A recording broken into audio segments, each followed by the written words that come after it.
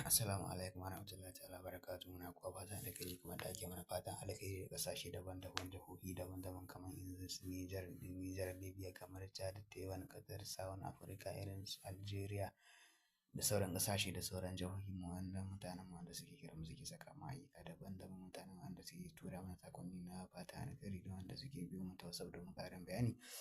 Da wanda suke biye da shafin nan na mai albarka wato Dan Malam TV. To insha Allah rabi kamar da muka saba shigo muku da manya-manyan asirai mu muna dauke da asirin farin jini.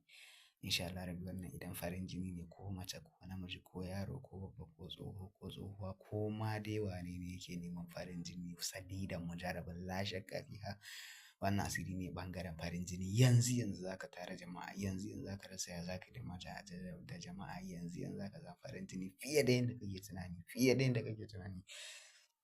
Saboda wannan asiri ne ɓangaren farin jini. Wannan shine hatimin